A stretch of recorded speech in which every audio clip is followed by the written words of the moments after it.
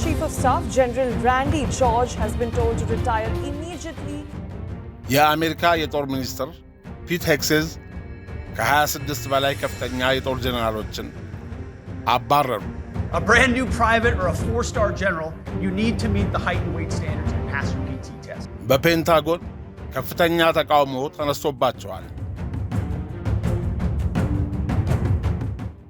የአሜሪካ የጦር ሚኒስትር ፒት ሄግሴዝ የበርካታ ዓመታት ልምድ ያላቸውን ከ26 በላይ ጀነራሎችና አድሚራሎችን ያለምንም ምክንያት ከሥራ ማባረራቸውን ተከትሎ በፔንታጎን ከፍተኛ ተቃውሞ ተቀስቅሶባቸዋል። ፒት ሄግሴዝ ባለፈው ሳምንት ወደ መካከለኛው ምስራቅ ምስጢራዊ ጉዞ አድርገዋል። የሚኒስትሩ ጉዞ ኦፕሬሽን ኤፒክ ፈሪ በተባለው ወታደራዊ ዘመቻ ላይ የሚሳተፉ የአሜሪካ ወታደሮችን ለመጎብኘት የታለመ ሲሆን ለደህንነት ሲባል የጎበኙት ቦታ አልተገለጸም። ሄግሴዝ በፔንታጎን ውስጥ ከፍተኛ ወታደራዊ መኮንኖችን ከስልጣን የማንሳት ምስጢራዊ ዘመቻ እያካሄዱ ነው። በተለይም የአሜሪካ ጦር ኃይል ጠቅላይ አዛዥ የሆኑትን ጀነራል ራንዲ ጆርጅን ጨምሮ በርካታ ጀነራሎችን ከስልጣን እንዲነሱ ማድረጋቸው በብዙዎች ዘንድ ድንጋጤ ፈጥሯል። የአሜሪካ ጦር 41ኛው ኤታማዦር ሹም በመሆን ከሴፕቴምበር 2023 ጀምሮ ሲያገለግሉ የቆዩት ጀነራል ራንዲ ጆርጅ በብዙዎች ዘንድ ስመጥር ከፍተኛ ወታደራዊ መኮንን እንደነበሩ ይነገርላቸዋል። ጀነራል ራንዲ ጆርጅ በ1988 ከዌስት ፖይንት ወታደራዊ አካዳሚ የተመረቁ ሲሆን በበረሃው ማዕበል ዘመቻ በኢራቅና በአፍጋኒስታን ጦርነቶች ተሳትፈዋል። የጦር ኃይሉ ኤታማዦር ሹም ከመሆናቸው በፊት የጦር ሰራዊቱ ምክትል ኤታማዦር ሹምና የመከላከያ ሚኒስትር ሎይድ ኦስቲን ከፍተኛ ወታደራዊ ረዳት ሆነው አገልግለዋል። ጀነራል ጆርጅ የ4 ዓመት የሥልጣን ዘመን የነበራቸው ቢሆንም በዶናልድ ትራምፕ አስተዳደር ስር በመከላከያ ሚኒስቴር ፔንታጎን ውስጥ እየተደረገ ባለው ከፍተኛ የአመራር ለውጥ ምክንያት ከሥልጣን እንዲነሱ ተደርጓል። በእሳቸው ምትክ በጊዜያዊነት የጦር ሰራዊቱን እንዲመሩ ጀነራል ክሪስቶፈር ሲ ላኔቭ ተሹመዋል። ተጠባባቂው ኤታማዦር ሹም ከዚያ በፊት ከማርች 2026 ጀምሮ የጦር ሰራዊቱ ምክትል ኤታማዦር ሹም በመሆን ሲያገለግሉ ነበር።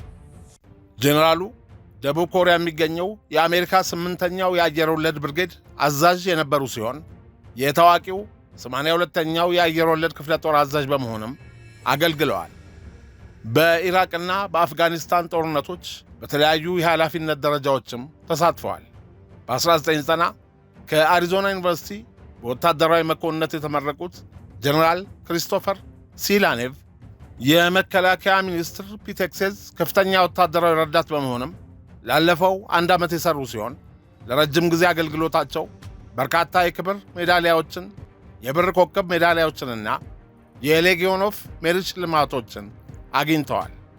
ጀነራል ላኔቭ በአሁኑ የአሜሪካ አስተዳደር ዘንድ ከፍተኛ እምነት የሚጣልባቸውና የአዲሱ ትውልድ መሪ ተብለው የሚጠሩ መኮንን እንደሆኑ ይነገራል። የአሜሪካ መከላከያ ሚኒስትር ፒት ሄግሴዝ ባለፈው ሳምንት አፕሪል 2 ቀን 2026 በአስቸኳይ ተግባራዊ የሚሆን በሚል ከሥልጣን ያነሷቸው ጀነራል ራንዲ ጆርጅ ከኃላፊነታቸው መነሳታቸውንና በጡረታ እንደተገለሉ የሚገልጽ ደብዳቤ እንዲደርሳቸው ተናግረዋል።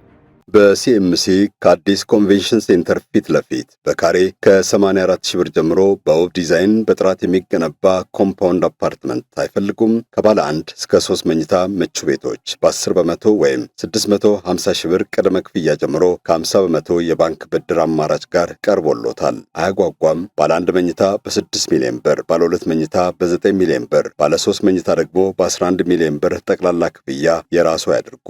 የሳሎን ቲዩብ ቤተሰብነቶን ካሳወቁ ከ7 እስከ 30 በመቶ እውነተኛ ቅናሽ ይደረግሎታል። ሙሉ በሙሉ የሚከፍሉ ከሆነ በካሬ በ62 ሺህ ብር ብቻ ይሸጥሎታል። ይህ የድሪም ቢልደርስ ሪል ስቴት የማይታጠፍ ቃል ነው። በ0935 12 12 19 ወይም በ0985 81 15 85 አሁኑኑ ደውለው ያረጋግጡ። የጦር ሚኒስትሩ ፒት ሄግሴዝ ስልጣን ከያዙበት ካለፈው ዓመት ጀምሮ 26 ጀነራሎችንና አድሚራሎችን ከሥራ ሲያባረሩ አንዳቸውንም በሥነ ምግባር ጉድለት ምክንያት አላባረሩ። የማይታዘዙና የሚሰጣቸውን ግዳጅ እምቢ ሊሉ ይችላሉ ያሏቸውን ከፍተኛ የጦር መኮንኖች ያለምንም ምክንያት ከስልጣን ሲያስወግዱ ቆይተዋል። አሁን ከኢራን ጋር እየተካሄደ ባለውና 5ኛ ሳምንቱን በያዘው ጦርነት መካከል የተመሰገኑትን የጦር አዛዥ ከስልጣን አባረሩ። በርካታ የጦር ስትራቴጂ አዋቂዎች እንደሚሉት ይህን አይነት የጦር አዛዦችን የማባረሩ የጦር ሚኒስትሩ ውሳኔ ቀደም ተብሎ አጀንዳ የተያዘለት ካልሆነ በስተቀር የማይደረግ ነው። በተሰናባቹ ጀነራል ራንዲ ጆርጅ ምትክ በጦር ሚኒስትሩ በጊዜያዊነት የተሾሙት አዲሱ የጦር አዛዥ ጀነራል ክሪስቶፈር ሲላኔቭ የሄክሴዝ የግል ወታደራዊ ረዳት፣ ራሳቸውን የኢየሱስ ወታደር ነኝ የሚሉ የፒቴክሴዝን ቦርሳ ይዘው የሚሮጡ ብቃት የሌላቸው ሰው ናቸው። ፒቴክሴዝ ካዘዟቸው ኒውክሌር ይተኮስ ብለው ይፈርማሉ ይሏቸዋል ተቺዎች። ፒቴክሴዝ ሚኒስትር ከሆኑ ጀምሮ የአሜሪካ ሰራዊት የእዝ ሰንሰለቱ እንደገና አልተዋቀረም። በሌላ ዘገባ የኢራን እስላማዊ አብዮታዊ የክብር ዘብ የሚያካሄደውን የአጸፋ ጥቃት አጠናክሮ እንደሚቀጥል አስታውቀዋል። በሆርሙዝ ሰርጥ የኢራን ጦር ኃይል ከባድ ጥቃት ሳቢያ ግዙፏ የጦር መርከብ ዩኤስኤስ ጀራልድ ፎርድ ወደ ኋላ እየተመለሰች ነው። የሲኤንኤን የስለላ ግምገማ ኢራን አሁንም ግማሽ የሚሳኤል ማስወንጨፊያዎችና በሺዎች የሚቆጠሩ የድሮኖች ክምችት እንዳሏት ያረጋግጣል።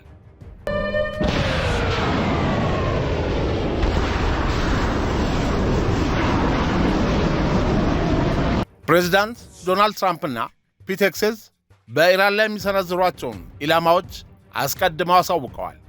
የኢራን የኃይል ማመንጫዎች፣ የጨው ማስወገጃ የውሃ ማጣሪያ ተቋማት፣ የነዳጅ ጉድጓዶች፣ የካርግ ደሴትንና በአጠቃላይ የመሠረተ ልማት ተቋማትን በሙሉ እናወድማለን በማለት ድልድይ በማፍረስ ውድመቱን ጀምረዋል።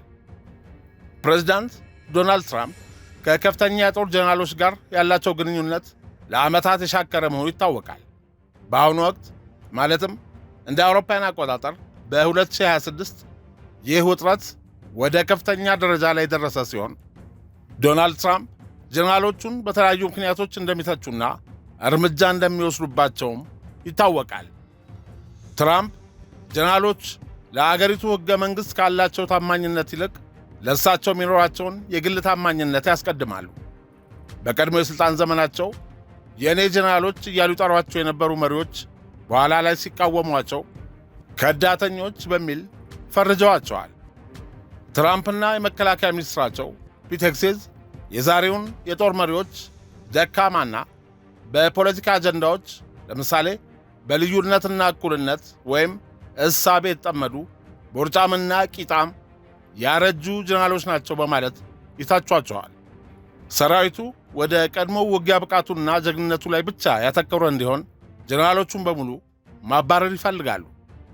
ዶናልድ ትራምፕ ጀነራሎቹ በውጭ አገር ጣልቃ ገብነትና በጦርነት ስትራቴጂዎች ላይ ከእሳቸው ጋር የማይስማሙ በመሆናቸው ውጤታማ አይደሉም ብለው ያምናሉ። በአጠቃላይ ትራምፕ ከጀነራሎቹ ጋር ያላቸው ግንኙነት በጥርጣሬ የተሞላ ሲሆን በአሁኑ ወቅት የራሳቸውን ራዕይ የሚያስፈጽሙና ለእሳቸው ታማኝ የሆኑ አዳዲስ የጦር መሪዎችን ለመተካት እየሰሩ ነው። ከዚህ በተጨማሪ የትራምፕና የጦር ሚኒስትሩ ፒቴክሴዝ ከዋና ዋና የጦር መሳሪያ አምራች ኩባንያዎችና ባለቤቶቻቸው ጋር በተለይም በምርት ፍጥነትና በትርፍ አጠቃቀም ዙሪያ ከፍተኛ ውዝግብ ውስጥ እንደሚገኙና የኢራን ጦርነት ከመቀስቀሱ በፊት በ2026 መጀመሪያ ላይ ባስተላለፉት የፕሬዝዳንታዊ ትዕዛዝ የጦር መሳሪያ አምራች ኩባንያዎች ምርታቸውን ሳያሳድጉና በወቅቱ ሳያስረክቡ ለባለ ሀብቶች የትርፍ ክፍፍል እንዳይከፍሉ ወይም የራሳቸውን ሼር እንዳይገዙ አግደዋል። ዶናልድ ትራምፕ በተለይ ሬቴዮን የተሰኘው ኩባንያ መንግሥት ለሚያቀርበው ጥያቄ በጣም ዝግተኛና ለባለ ሀብቶቹ ብቻ የሚያስብ በማለት ወቅሰውታል። ኩባንያው አዳዲስ ፋብሪካዎች ላይ ኢንቨስት ካላደረገ ከመንግሥት ጋር ያለው ውል ሊቋረጥ እንደሚችል አስጠንቅቀዋል። ከጦር መሳሪያ አምራች ኩባንያዎች ውስጥ የአሜሪካ መንግሥት የሚያዛቸውን የጦር መሳሪያዎች በፍጥነትና በተፈለገው ጊዜ ማቅረብ ያልቻሉ ኩባንያዎች ለሥራ ኃላፊዎቻቸው ከ5 ሚሊዮን ዶላር በላይ ደሞዝ እንዳይከፍሉ እገዳ ጥሏል። ትራምፕ የመከላከያ በጀቱን ወደ 1.5 ትሪሊየን ለማሳደግ በመፈለግ ኩባንያዎቹ ገንዘቡን ለባለ ሀብቶች ከማከፋፈል ይልቅ ለምርት ማሳለጫ እንዲያውሉት ከፍተኛ ጫና እያደረጉ ነው። በሌላ በኩል ፒቴክሴዝ ከጦር መሳሪያ አምራች ኩባንያዎች ጋር የገቡት ውዝግብ ዋናው ምክንያት የዶናልድ ትራምፕ ልጆች በኢራን ጦርነት የሚያስፈልገውን ድሮንና ሌሎች ተተኳሾችን በሚያመርቱ ኩባንያዎች ላይ ባደረጓቸው ኢንቨስትመንትና ለመካከለኛው ምስራቅ አገራት መሳሪያ ለመሸጥ ያላቸውን ዕቅድ በፒቴክሴዝ አማካይነት ለማሳካት የሚያደርጉት እንቅስቃሴ በጦር ሚኒስትሩ ሚና ላይ ጥያቄ አስነስቷል። በፒቴክሴዝ የሚመራው የጦር ሚኒስቴር የእስራኤልን ጦርነት በምን ዓላማ ነው የምንዋጋው የሚል ጥያቄ ያነሳሉ ብለው የጠረጠሯቸውን የጦር ጀነራሎችና የሀገሪቱን ከፍተኛ የጦር መኮንኖች ቀድሞውኑ ከሰራዊቱ በጡረታ አሰናብተዋል። የጦር ሚኒስትሩ ይህን መሰል ስር ነቀል እርምጃ ሲወስዱ ለአሜሪካ ኮንግረስ አላሳወቁ። ከኮንግረሱ የወታደራዊ ጉዳዮች ቋሚ ኮሚቴ አባላት ዕውቅና ውጭ በዶናልድ ትራምፕ ትዕዛዝ ብቻ ነው ጀነራሎቹን በጡረታ ያሰናበቷቸው። ብዙ ሚሊዮን ዶላሮች ወጪ ወጥቶባቸው የተገነቡና በኑክሌር ኃይል የሚንቀሳቀሱ የተባለላቸውን ታላላቅ አውሮፕላን ተሸካሚ የአሜሪካ ባህር ኃይል መርከቦች አንዳቸውም ቢሆኑ ለባህር ኃይሉ ባልደረቦችና ለአሜሪካ ወታደሮች የመጸዳጃ ቤት የሌላቸው መሆናቸው የታወቀ ፒቴክሴዝ ወደ ሆርሙዝ ሰርጥ እንዲያመሩ ትዕዛዝ መስጠታቸው ጉድለቱን የደረሱበትና ያሳወቁትን የባህር ኃይል ሪር አድሚራልስ ከሥራ በማባረር ማንነታቸውን አሳይተውናል የሚሉት የአሜሪካ ባህር ኃይል ባልደረቦች ሰውየው የሰው ስቃይ ማየት የሚያስደስታቸው ሳይኮፓት ናቸው እያሉ ነው። ፒት ሄክሴዝ ቀደም ሲል በሰራዊቱ ውስጥ በሻምበልነት ያገለግሉ መኮንን ናቸው። ሻምበል ፒት ሄክሴዝ ወታደር ነበሩ እንጂ ግዙፉንና ከ3 ሚሊዮን በላይ ሠራተኞች ያሉትን የፔንታጎን መሥሪያ ቤት የመምራት የሲቪል ወይም የከፍተኛ ወታደራዊ አመራር ልምድ የላቸውም በሚል ይተቻሉ። ዓለም አቀፍ የጂኦፖለቲካ ስትራቴጂና ውስብስብ የጦር መሣሪያዎች ግዢን በፍጹም አያውቁም። ሌላው ቀርቶ የታላቁ የዓለማችን ጦረኛ አሌክሳንደር ዘግሬትን ታሪክ የማያውቁ ከአፍጋኒስታንና ከኢራቅ ግዳጅ መልስ በፎክስ ኒውስ የቴሌቪዥን የዜና ትንታኔ ፕሮግራም ላይ ትንታኔ በማቅረብ የሚታወቁት ፒት ሄክሴዝ በዶናልድ ትራምፕ የጦር ሚኒስትር ሆነው ሲሾሙ በሆሊውድ የፊልም ኢንዱስትሪ ለዓመታት ሲመረቱ የነበሩና በፔንታጎን ስፖንሰር አድራጊነት የተሰሩ ፊልሞች ላይ የሚታዩት የማይሸነፉት 100 ገጥመው የሚያሸንፉ ወታደሮች ሊኖሩን ይገባል የሚል ወቀሳ ይቀርብባቸዋል። ፒት ሄክሴዝ ከልክ ያለፈ የአልኮል መጠጥ ተጠቃሚና የቁጣ ስሜታቸውን መቆጣጠር የማይችሉ መሆናቸው ወሳኝ በሆኑ የብሔራዊ ደህንነት ውሳኔዎች ላይ ትክክለኛ ፍርድ እንዳይሰጡ ያደርጋቸዋል የሚል ስጋት በፔንታጎን ባለሥልጣናት ዘንድ አለ። የመከላከያ ሚኒስትሩ ፒት ሄክሴዝ አሁን እየተካሄደ ባለው የኢራን ጦርነት ወቅት ከኃላፊነታቸው ካሰናበቷቸው ከፍተኛ ወታደራዊ አመራሮች ውስጥ ዋና ዋናዎቹ ጀነራሎች የሚከተሉት ናቸው። ጀነራል ቲሞቲ ሆ የብሔራዊ ደህንነት ኤጀንሲ ኤንኤስኤ እና የሳይበር እዝ መሪ፣ ሌተና ጀነራል ጄፍሪ ክሩዝ የመከላከያ ደህንነት ኤጀንሲ ዲአይኤ ኃላፊ፣ አድሚራል ሊዛ ፍራንቼቲ የባህር ኃይል ዋና አዛዥ፣ አድሚራል ሊንዳ ፋገን የባህር ዳርቻ ጠባቂ ኃይል አዛዥና ሌሎች 26 ጀነራሎች ይገኙበታል። በዚህ ወቅት ጀነራሎችን በብዛት ከሥራ ማሰናበት ተገቢ ነው ወይስ አይደለም የሚለው ጥያቄ በአሜሪካ ፖለቲካና ወታደራዊ ባለሙያዎች ዘንድ ከፍተኛ ክርክር እያስነሳ ያለ ጉዳይ ነው። የፒት ሄክሴዝ እርምጃ ትክክለኛ ነው የሚሉ የፕሬዝዳንት ዶናልድ ትራምፕ ደጋፊዎች ፔንታጎን በቢሮክራሲ ተይዟል፣ ትኩረቱም ከጦርነት ዝግጁነት ይልቅ ወደ ማኅበራዊ ፖሊሲዎች አዝምመዋል ብሎ ያምናሉ። ስለዚህ ለውጥ ለማምጣት ከፍተኛ አመራሩን መቀየር ግድ ነው ይላሉ። ፕሬዝዳንቱ እንደ ጦር ኃይሎች የበላይ አዛዥነታቸው ለእሳቸው ፖሊሲና ትዕዛዝ ታማኝ የሆኑ መሪዎችን የመመደብ መብት አላቸው የሚል እምነት እንዳላቸው ይናገራሉ።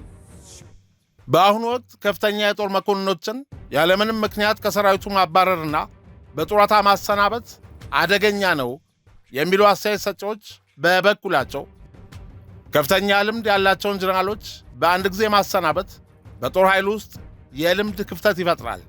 ይህ ደግሞ እንደ ሩሲያ፣ ቻይናና በመካከለኛው ምስራቅ ካሉ ወቅታዊ ውጥረቶች አንጻር አሜሪካን ለጥቃት ተጋላጭ ያደርጋታል የሚል ስጋት አለ። የአሜሪካ ጦር በተለምዶ ከፖለቲካ ገለልተኛ ነው። ጀነራሎችን በፖለቲካ አመለካከታቸው ወይም ለፕሬዝዳንቱ ባላቸው የግል ታማኝነት መመዘን የተቋሙን የቆየ ባህልና የሕዝብ አመኔታ ያጠፋል ብለው እንደሚሰጉ ይናገራሉ። እነዚህ አስተያየት ሰጪዎች ከፍተኛ የጦር ጀነራሎች መባረር በዝቅተኛ የኃላፊነት ደረጃ ላይ ያሉ መኮንኖች የሙያ እድገታችን በፖለቲካ ታማኝነት ላይ የተመሠረተ ነው የሚል ስሜት ካሳደረባቸው የጦር ኃይሉ የባለሙያነት መንፈስ ይላላል። የአገሪቱን የመከላከያ አቅምና ወታደራዊ መረጋጋት አደጋ ላይ ሊጥል ይችላል የሚሉ ስጋቶች ጎልተው ይታያሉ። ዩናይትድ ስቴትስ በኢራን ላይ እያካሄደችው ባለውና 5ኛ ሳምንቱን በያዘው በዚህ ጦርነት የአየር ኃይሏንና የሚሳኤል አቅሟን በከፍተኛ ደረጃ እየተጠቀመች ትገኛለች። ፌብራሪ 28 ቀን 2026 የተጀመረው ጦርነት እስካሁን ድረስ ባለው ሂደት የአሜሪካ ጦር ማዕከላዊ ሴንትራል ኮማንድ መረጃ እንደሚያመለክተው የአሜሪካ ጦር ከ13000 በላይ በረራዎችን ያደረገ ሲሆን ከ12300 በላይ ኢላማዎችን መጥቷል። እነዚህ ጥቃቶች የኢራንን የአየር መከላከያ ስርዓቶች፣ የሚሳኤል ማከማቻዎችንና የጦር መሳሪያ ማምረቻዎችን ያለሙ ናቸው። አሜሪካ በጦርነቱ የመጀመሪያዎቹ 4 ሳምንታት ውስጥ ብቻ ከ1000 በላይ የስውር ረጅም ርቀት ተወንጫፊ ሚሳኤሎችን ተጠቅማለች። ይህም አሜሪካ ካላት የዚህ አይነት ሚሳኤሎች ክምችት ውስጥ አብዛኛውን በዚህ ጦርነት ላይ ለመዋል ማቀዷን ያሳያል። የአሜሪካ ጦር ካወደማቸው የኢራን ወታደራዊ ኢላማዎች በተጨማሪ እንደ ድልድዮች፣ የብረት ፋብሪካዎች፣ የሕክምና ምርምር ማዕከላትና የኃይል ማመንጫ ጣቢያ ያሉ ሲቪል መሠረተ ልማቶች በአሜሪካና በእስራኤል ጥቃት ደርሶባቸዋል። በኢራን የአየር ክልል ውስጥ የተመታውን የኤፍ-15ኢ ተዋጊ ጀት አብራሪ ለማዳን በመቶዎች የሚቆጠሩ የአሜሪካ ልዩ ኃይሎች በኢራን ግዛት ውስጥ ገብተው የማዳን ዘመቻ አከናውነዋል። ይህ ዘገባ እስከተጠናቀረበት ሰዓት አሜሪካ ለዚህ ጦርነት እስካሁን ከ12 ቢሊዮን ዶላር በላይ ወጪ ማድረጓ ተዘግቧል። ፕሬዝዳንት ዶናልድ ትራምፕ ኢራን እስከ አፕሪል 6 ቀን 2026 ድረስ የሰላም ስምምነቱን ካልተቀበለችና የሆርሙዝ የባህር ወሽመጥን ካልከፈተች ይበልጥ ከፍተኛ የሆነ ጥቃት እንደሚሰነዘር አስጠንቅቀዋል። ይህም አሜሪካ በቀጣይ የምድር ጦር ስምሪትን ጨምሮ ተጨማሪ አቅሟን ልትጠቀም እንደምትችል ይጠቁማል። የአሜሪካ መከላከያ ሚኒስትር እንግሊዝ፣ ፈረንሳይ፣ ጀርመንና ስፔን ያሉ የአውሮፓ ሀገራትና ከሰሜን አትላንቲክ ቃል ኪዳን ድርጅት ኔቶ አጋሮች ጋር ያላቸው ግንኙነት ውጥረት የተሞላበትና አወዛጋቢ ሆኖ ይታያል። ፒት ሄግሴዝ እና ዶናልድ ትራምፕ አንዱ አባል አገር ሲጠቃ ሁሉም እንደተጠቃ ይቆጠራል የሚለውን የኔቶ ሕግ አንቀጽ 5ን በቀጥታ ለማረጋገጥ ፈቃደኛ ለመሆናቸው አውሮፓውያንን አሜሪካ ከኔቶ እንደምትወጣ በተደጋጋሚ አሳስበዋል። ፒት ሄግሴዝ አውሮፓውያን ለአህጉራቸው ደህንነት ባለቤትነት ብቻ ሳይሆን ኃላፊነትንም እንዲወስዱና የመከላከያ ወጪያቸውን ከጠቅላላ የአገር ውስጥ ምርት ጂዲፒ ወደ 5% እንዲያሳድጉ ከማስጠንቀቃቸው በላይ ላለፉት 50ና 60 ዓመታት አሜሪካ ናት ደህንነታችሁንና ሉዓላዊነታችሁን ስትጠብቅ የኖረችው የሚል አቋም በማንጸባረቃቸው የአውሮፓ ባለሥልጣናት ፒት ሄግሴዝ እንደ ጌታው ዶናልድ ትራምፕ እውነታን ያላገናዘበ ጩኸት የሚጮህ የማይረባ በቀቀን ነው ብለዋቸዋል። የጦር ሚኒስትሩ በበኩላቸው አውሮፓውያን አጋሮቻችን አመስጋኝ አይደሉም በማለትና አሜሪካን ሞኝ አጎት ለማድረግ እንደማይፈቅዱ በመግለጽ አውሮፓውያንን ዘልፈዋል። የፈረንሳይ ፕሬዝዳንት ማክሮንና የጀርመን መከላከያ ሚኒስትር ቦሪስ ፒስቶሪየስ የፒት ሄግሴዝን አቀራረብ ስህተትና የሰካራም ወይም የዞረ ድምር የወለደው ንግግር ነው ሲሉ ነቅፈውታል። አውሮፓውያን ፒት ሄግሴዝን ልክ እንደ ፋሽስቶችና ናዚዎች ቅድሚያ ለአሜሪካ ፖሊሲን ብቻ የሚያራምድ በኔቶ ሕልውና ላይ ጥያቄ የሚያነሳ አጋሮችን በጠላትነትና በንቀት የሚይዝ በጥንቃቄ ካልተያዘ የሚያዋርድ ልኩን የማያውቅ ሚኒስትር አድርገው ነው የሚመለከቷቸው ይላሉ በጉዳዩ ላይ አስተያየት የሚሰጡ የፖለቲካ ተንታኞች። በሌላ ዘገባ ባሳለፍነው ሳምንት በኢራን ላይ ጥቃት ለመፈጸም ተሰማርቶ የነበረ የአሜሪካ ኤፍ-15 ተዋጊ አውሮፕላን ተመትቶ መውደቁን ተከትሎ በኢራን ግዛት ውስጥ ወድቆ የነበረውን ሁለተኛውን አሜሪካዊ አብራሪ ለማዳን የተደረገው እጅግ አደገኛ የሆነ ልዩ ዘመቻ በስኬት መጠናቀቁን ፕሬዚዳንት ዶናልድ ትራምፕና የአሜሪካ መከላከያ ሚኒስቴር አረጋግጠዋል። በኤፍ-15 ተዋጊ አውሮፕላን ላይ የነበረው ሁለተኛው አብራሪ ወይም ዌፐን ሲስተም ኦፊሰር በኢራን ተራራማ አካባቢዎች ላይ ለ2 ቀናት ያህል ተሸሽጎ ከቆየ በኋላ ተገኝቷል። የመጀመሪያው አብራሪ አውሮፕላኑ እንደወደቀ ወዲያውኑ ከአደጋው መዳኑ መዘገቡ ይታወሳል። ደብዛው የጠፋውን የአየር ኃይል ባልደረባ ለመታደግ የተሰማሩት የአሜሪካ ባህር ኃይል ልዩ ኮማንዶዎች ሲሆኑ በመቶዎች የሚቆጠሩ ሌሎች ወታደራዊ አባላትና በደርዘን የሚቆጠሩ አውሮፕላኖች ተሳትፈውበታል። የሲአይኤ ወኪሎች አብራሪው ያለበትን ትክክለኛ ቦታ በመጠቆምና የኢራን ኃይሎችን ለማሳሳት የማታለል ዘመቻ ዲሴፕሽን ካምፔን በማካሄድ ከፍተኛ እገዛ አድርገዋል። በዘመቻው ወቅት 2 የኤምሲ 130ጄ የልዩ ዘመቻ አውሮፕላኖችና 2 የብላክ ሃውክ ሄሊኮፕተሮች በኢራን የአየር መከላከያ ብርጌድ አባላት ተመተው መጋየታቸው ተዘግበዋል። አሜሪካ በበኩሏ አውሮፕላኖቹን ያወደምነው እኛ ነን ስትል ይህም የሆነው አውሮፕላኖቹ በጠላት እጅ እንዳይወድቁ ለማድረግ እንደሆነ አስታውቃለች። አብራሪውን ለማዳን የተካሄደው ኦፕሬሽን እጅግ ውስብስብና እጅግ አደገኛ የነበረ ሲሆን ሲአይኤ አብራሪው አስቀድሞ ተገኝቶ ከኢራን እየወጣ ነው የሚል የሐሰት ወሬ በማሰራጨት የኢራን ኃይሎች ትኩረታቸውን ወደ ሌላ ቦታ እንዲቀይሩ አድርጓል። አብራሪው ለ36 ሰዓታት ያህል በዛግሮስ ተራሮች ውስጥ በ7000 ጫማ ከፍታ ላይ በመሸሸግና እጁ ላይ በነበረ ሽጉጥ ብቻ ራሱን በመከላከል ከኢራን ወታደሮችና የአካባቢው ጎሳዎች ሲያመልጥ ቆይቷል። የኤምኪው ሪፐር ድሮኖችና የኤ-10 ተዋጊ አውሮፕላኖች ወደ አብራሪው የሚጠጉ የኢራን ወታደራዊ ተሽከርካሪዎችን በቦምብ በመምታት ጥበቃ ሲያደርጉ ነበር። የአሜሪካ ባህር ኃይል የልዩ ዘመቻ ቡድን በሄሊኮፕተሮች ወደ ቦታው በመሄድ አብራሪውን አድነዋል። በዘመቻው ወቅት በብልሽት ምክንያት መነሳት ያልቻሉ 2 የአሜሪካ የጭነት አውሮፕላኖችና ሄሊኮፕተሮች በኢራናውያን እጅ እንዳይወድቁ ሲባል በራሳቸው በአሜሪካ ኃይሎች እንዲጋዩ ተደርጓል።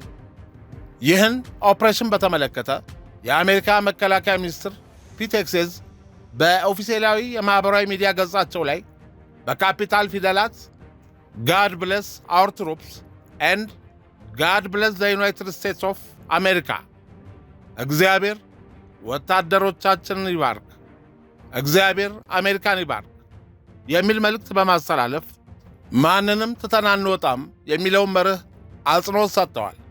ኦፕሬሽኑ አሜሪካ ማንኛውንም ተዋጊ ወታደሯን በጠላት እጅ ላይ ጥላ እንደማትወጣ የሚያሳይ መሆኑንም ገልጸዋል። አሜሪካውያንን የሚገሉ ወይም ጉዳት የሚያደርሱ አካላትን አሜሪካ አድና እንደምትይዝና ተገቢውን እርምጃ እንደምትወስድም አስታውቀዋል። የኢራን ባለሥልጣናት ኦፕሬሽኑ አልተሳካም በማለት የሰጡትን መግለጫ የፈጠራ ወሬ፣ ካፈርኩ አይመልሰኝ አይነት ውሸት በማለት አጣጥለውታል። ሚኒስትሩ ከዚህ ቀደም የኢራን የአየር መከላከያ ሥርዓት ሙሉ በሙሉ መዳከሙንና አሜሪካ በኢራን ሰማይ ላይ የበላይነት መያዟን ሲገልጹ የነበረ ቢሆንም አውሮፕላኑ መመታቱ በፔንታጎን ውስጥ አንዳንድ ትችቶችን አስከትሎባቸዋል።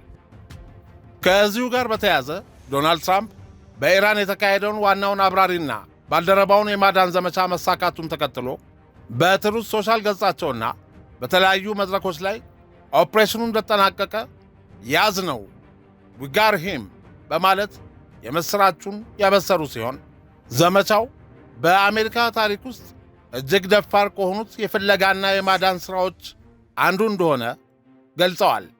በኦፕሬሽኑ የታደጉት አብራሪ በጣም የተከበረ ኮሎኔል መሆኑን ጠቅሰው በቆይታው ከባድ ጉዳት ደርሶበት የነበረ ቢሆንም በአሁኑ ወቅት ግን ደህና ነው በማለት ከገለጹ በኋላ ማንኛውንም አሜሪካዊ ተዋጊ በጠላት ግዛት ውስጥ ጥለን አንወጣም በማለት የአሜሪካንን ወታደራዊ ቃል ኪዳን በድጋሚ አረጋግጠዋል። ዶናልድ ትራምፕ አብራሪው መገኘቱንና እሱን ለመታደግ የተካሄደውን ኦፕሬሽን ተከትሎ በኢራን ላይ ከባድ የሆነ ድብደባ እንደሚፈጽሙ አስጠንቅቀዋል። እነዚህ እብዶች የሆርሙዝ የባህር ሰርጥን እስከ አፕሪል 6 ቀን 2026 ድረስ ካልከፈቱ በኢራን የኤሌክትሪክ ኃይል ማመንጫዎች እንዲሁም በድልድዮች ላይ ጥቃት እንደሚሰነዝሩ ዝተዋል። ፕሬዝዳንቱ በዋይት ሃውስ ኦቫል ኦፊስ ከወታደራዊ መሪዎች ጋር በመሆን ስለ ዘመቻው ዝርዝር መግለጫ እንደሚሰጡም አሳውቀዋል። ይህን ተከትሎ በርካቶች የጦር ሚኒስትሩ ፒት ሄግሴዝ ያባረሯቸው ከ26 በላይ የጦር ጄኔራሎችን ጉዳይ እንዲሁም በፔንታጎን ውስጥ የተከሰተውን ውጥረት በተመለከተስ ምን ይሉ ይሆን በማለት እየጠየቁ ነው።